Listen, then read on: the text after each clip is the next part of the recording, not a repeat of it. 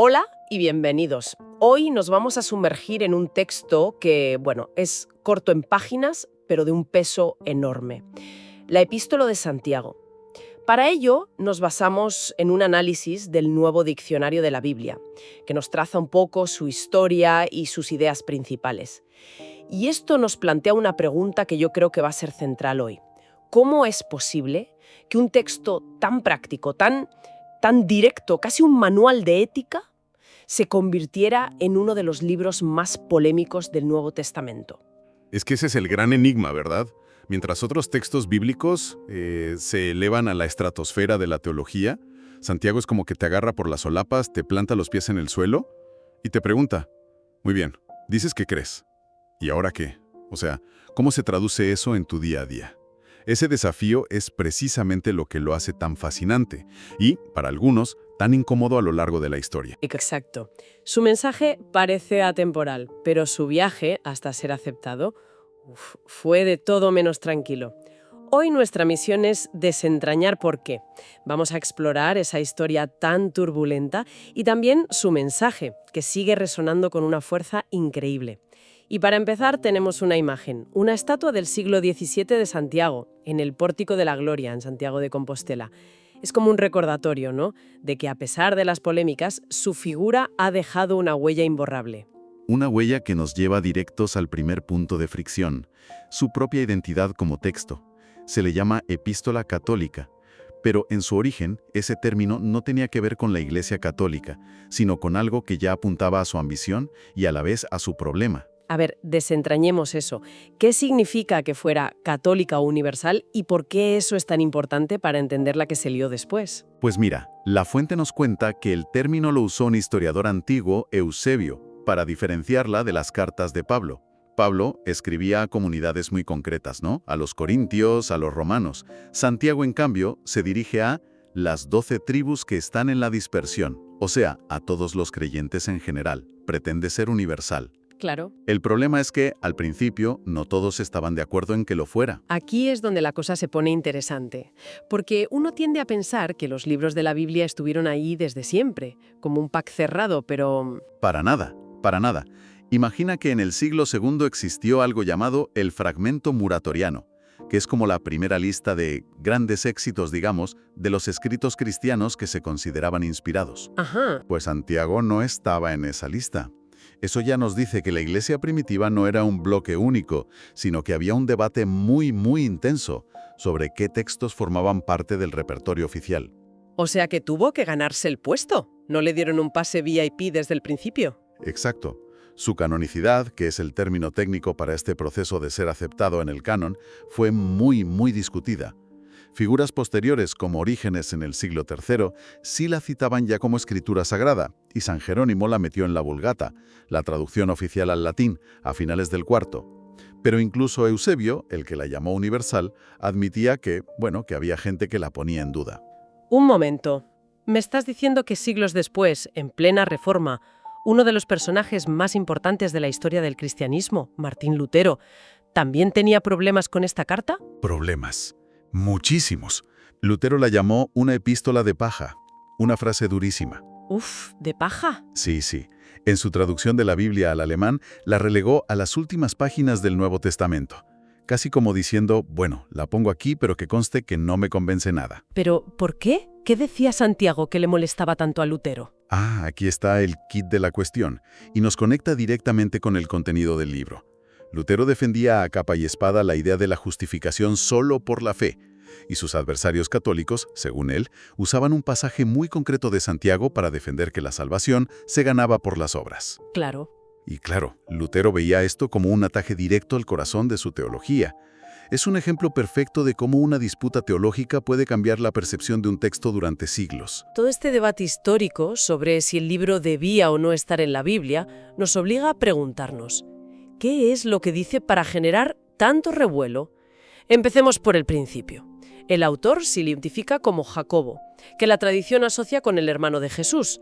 Eso lo situaría como uno de los líderes de la primera comunidad cristiana en Jerusalén. Y si la datación que maneja la fuente es correcta, entre el año 40 y el 60 después de Cristo, estaríamos hablando de uno de los escritos más antiguos de todo el Nuevo Testamento. Vaya. Más antiguo incluso que muchas de las cartas de Pablo. Y su estilo es, directo, sin rodeos. No hay largos discursos teológicos. Empieza de golpe hablando de las pruebas y las dificultades de la vida. Sí, es increíblemente práctico. Dice algo así como que hay que tomarse las pruebas con alegría, porque producen paciencia. Es casi una técnica de psicología moderna, un reenfoque cognitivo. Y si a alguien le falta sabiduría para afrontarlas, que se la pida a Dios, con fe, no dudando nada. Exacto. Y desde ese primer momento ya establece una de sus grandes líneas de fuerza, la atención a los más vulnerables. Hace una distinción muy clara entre el rico y el pobre y cómo la comunidad debe posicionarse. Luego aborda la tentación, y aquí dice algo fundamental que corta de raíz muchas ideas erróneas. Afirma que la tentación no viene de Dios. Cito de la fuente. Porque Dios no puede ser tentado por el mal, ni Él tienta a nadie. La responsabilidad es nuestra, de nuestros propios deseos. Es un mensaje de madurez espiritual tremendo. Totalmente. Y después de todo esto, nos regala una de las definiciones más claras y potentes de lo que significa la religión en la práctica. No es ir al templo, no es recitar credos, es visitar a los huérfanos y a las viudas en sus tribulaciones, y guardarse sin mancha del mundo. En 2 líneas te he resumido la fe como acción social y pureza personal. Punto. Y eso nos lleva al corazón del asunto, a la frase que probablemente le causó tantos problemas con Lutero y otros, la relación inseparable entre la fe y las obras. Es el tema estrella. El autor, de nuevo, no se anda con rodeos. Pone un ejemplo que cualquiera en su comunidad entendería. Llega un rico con ropas lujosas y un pobre con harapos a la asamblea. ¿A quién le das el mejor sitio? Y advierte que si favoreces al rico, estás cometiendo un pecado terrible. Estás transgrediendo toda la ley de Dios, que se resume en amar al prójimo. Y aquí suelta la bomba. La fe, si no tiene obras, es muerta en sí misma. Es que es una frase lapidaria. No dice que esté incompleta o que sea débil. Dice que está muerta, que no existe. Y para que no quede ninguna duda, añade un argumento demoledor casi irónico. Dice, tú crees que Dios es uno. Haces bien. También los demonios creen y tiemblan. Es una bofetada a la fe puramente intelectual. Te está diciendo, tu creencia doctrinalmente correcta, si no cambia tu forma de actuar, tiene el mismo valor que la de un demonio. Es brutal. Es increíblemente provocador. ¿Cómo intenta demostrar su punto? Pues usa 2 ejemplos del Antiguo Testamento que son polos opuestos. Por un lado, a Abraham, el gran patriarca, cuya fe fue validada cuando estuvo dispuesto a ofrecer a su hijo Isaac. La fuente cita la frase clave. La fe actuó juntamente con sus obras. Ajá. Y por otro lado, Rahab, una prostituta no israelita de Jericó, que es justificada por sus obras al ayudar a los espías. Claro, un hombre y una mujer, un pilar de la fe y una marginada. El mensaje es claro. No importa quién seas, tu fe se demuestra con lo que haces. Has dado en el clavo. No es que Santiago contradiga a Pablo y su fe sin obras. Es como si estuvieran hablando de cosas distintas. Pablo discute contra los que creen que cumplir la ley judía te salva.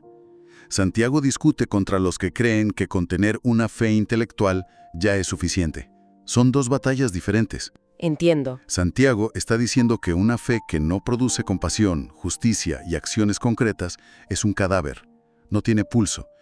Y desde ahí pasa a otro tema universalmente práctico, el poder de la lengua. Otro tema que parece escrito ayer, la facilidad con la que podemos destruir con las palabras. Y las imágenes que usa son inolvidables. Dice que la lengua es como el pequeño timón que dirige un barco enorme, o como una pequeña chispa que puede incendiar un bosque entero. La parte que siempre me ha impactado es cuando dice, de una misma boca proceden bendición y maldición. Hermanos míos, esto no debe ser así. Es de una lógica aplastante. Totalmente. Te dice, esto no tiene ni pies ni cabeza. No puedes alabar a Dios un domingo y destrozar la reputación de alguien un lunes con la misma boca. Y contrapone esa duplicidad, esa hipocresía, con lo que él llama la verdadera sabiduría. Sí, y de nuevo la hace súper tangible. Dice que la sabiduría falsa, la del mundo, produce celos amargos y contención. Es la sabiduría que divide, que compite, que busca el poder. En cambio, la sabiduría, que es de lo alto, la describe con una lista de características. La fuente las enumera. Primeramente pura, después pacífica, amable, benigna, llena de misericordia y de buenos frutos, sin incertidumbre ni hipocresía. Es básicamente un retrato del carácter de una persona madura y buena. La sabiduría no es lo que sabes, es cómo vives. Exacto. La sabiduría no es un título académico, es una forma de ser que construye puentes, no muros. Y hablando de muros, el texto se mete de lleno en la causa de los conflictos, desde las peleas personales hasta las guerras. Y de nuevo apunta hacia adentro. No culpa a los demás ni a las estructuras, sino a vuestras pasiones que combaten en vuestros miembros. Es un análisis psicológico muy agudo, ¿eh? Totalmente. Y lanza una advertencia muy seria sobre lo que él llama la amistad del mundo, que define como enemistad contra Dios. No se refiere a disfrutar de la vida, sino a adoptar los valores del mundo, la envidia, el egoísmo, la ambición desmedida. Y la solución que propone no es un plan de 5 pasos. Es una sola palabra: humildad. Humillaos delante del Señor, y Él os exaltará. Justo. Y en esta sección hay otra de esas frases que te dejan pensando días. Cito: al que sabe hacer lo bueno y no lo hace, le es pecado. Esto le da un vuelco a la idea tradicional de pecado. Es que es revolucionario. Normalmente pensamos en el pecado como un acto de comisión, algo malo que hacemos. Santiago define el pecado también por omisión. Ver una injusticia y no hacer nada, poder ayudar y no hacerlo, eso para él es pecado. Es una llamada a la responsabilidad activa que es increíblemente moderna y desafiante. Y esa llamada a la acción culmina en el último capítulo con una de las críticas sociales más duras de toda la Biblia. Durísima. Es un lamento, una especie de profecía contra los ricos explotadores. No es una crítica amable. Les dice que sus riquezas están podridas y que el oro y la plata que han acumulado testificarán en su contra. Y la acusación es muy concreta, nada de metáforas. A ver. La fuente cita la frase, que es brutal: «Clana el jornal de los obreros que han cosechado vuestras tierras, el cual por engaño no les ha sido pagado por vosotros». O sea, no está hablando de la riqueza en general. Está hablando de robo de salarios. Es una acusación económica en toda regla. En toda regla. Y esto nos devuelve a por qué este libro era tan incómodo. Santiago está diciendo que la prueba definitiva de tu fe no es la teología que recitas, es si le pagas un salario justo a tu trabajador a final de mes. ¡Guau! Es una teología con los pies en la tierra, o más bien, en el campo de cosecha. Convierte la fe en algo políticamente peligroso. Entonces, ante esta injusticia tan flagrante que describe, ¿qué les dice a los creyentes que la sufren? ¿Les pide que se rebelen? Porque la respuesta es tener paciencia. Suena un poco pasivo, ¿no? A primera vista sí, y es fácil malinterpretarlo. Pero es clave entender a qué se refiere. No es una paciencia de, bueno, me siento a esperar a que todo pase. Les pone como ejemplo a los profetas del Antiguo Testamento, que eran de todo menos pasivos, eran la voz crítica contra los reyes y la injusticia. Claro. La paciencia de la que habla Santiago es más bien una resistencia tenaz. Es la confianza en que la justicia de Dios prevalecerá mientras tú sigues actuando en tu comunidad. ¿Y cómo es esa actuación en la comunidad? Pues con las herramientas que tienen: la oración, la confesión mutua de las faltas, el apoyo.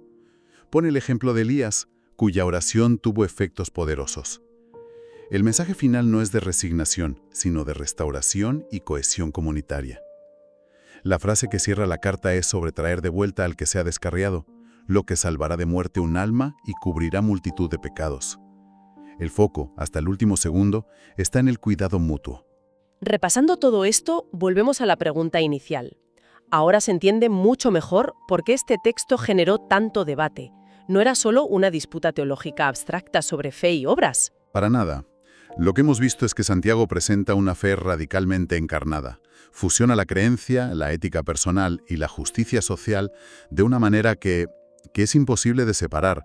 No te permite tener una fe privatizada, guardada en tu cabeza o en el templo. Te exige que esa fe se manifieste en cómo hablas, en cómo tratas al pobre y al rico y en tu postura ante la explotación económica. Lo realmente revolucionario de Santiago no es solo que una la fe y las obras, es que redefine la fe como acción en el mundo. Para él, la piedad no es un sentimiento interno, es una postura pública frente a la injusticia. Eso es lo que lo hacía tan incómodo entonces y, la verdad, lo sigue haciendo hoy. Exactamente. Es un desafío constante a cualquier tipo de fe complaciente. Te obliga a mirarte al espejo y preguntarte, ¿mis creencias se notan? ¿Las ve el huérfano, la viuda, el trabajador al que le pagan tarde? Si la respuesta es no, Santiago diría que esa fe simplemente está muerta. Y para quienes nos escuchan, cerramos con una reflexión que se deriva de todo esto. La epístola define el pecado no solo como hacer el mal, sino, y quizás más provocadoramente, como saber hacer el bien y elegir no hacerlo. En un mundo lleno de noticias de injusticia, de oportunidades para actuar o para mirar a otro lado, ¿cómo nos interpela hoy esa idea de la responsabilidad activa, del pecado de omisión?